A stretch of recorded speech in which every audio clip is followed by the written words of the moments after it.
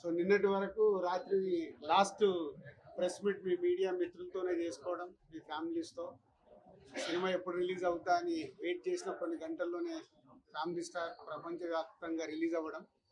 First early morning 4 o'clock years నుంచి లేచి చూస్తే చాలా మెసేజ్లు ఉన్నాయి. మెసేజ్లలో maximum family crowd, family audience appreciation అవన్నీ మెసేజ్లు చూస్తూ 7:30కి ఇక్కడ హైదరాబాద్లో షో స్టార్ట్ అయ్యి నేనేమో భ్రమరాంబిక కూకట్పల్లిలో వెళ్ళాను.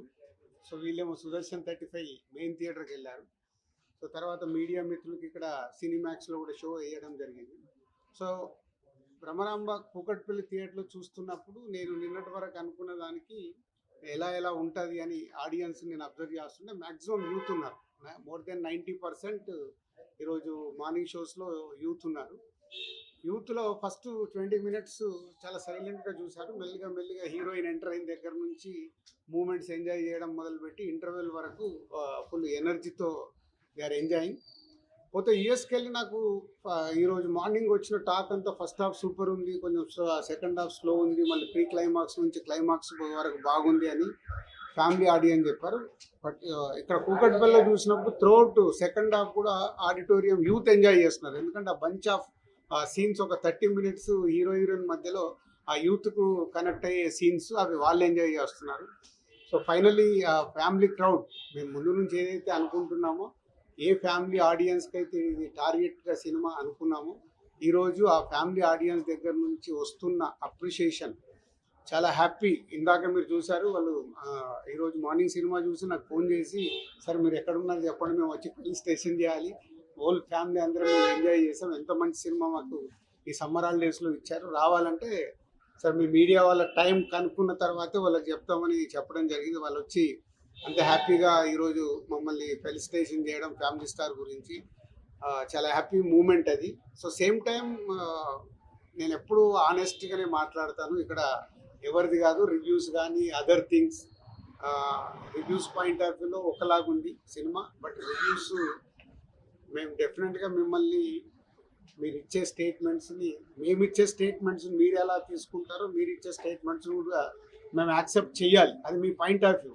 బట్ జనరల్ ఆడియన్స్ ఏదైతే నాకు ఫోన్ కాల్స్ కానీ నాకు మెసేజెస్ కానీ రూపంలో వస్తున్నాయో, ఏదైతే మేము సినిమాని ఫ్యామిలీ ఆడియన్స్కి ఇది రీచ్ అవ్వాలని టార్గెట్ చేశామో, అక్కడ నుంచి 90% family audience they are appreciating.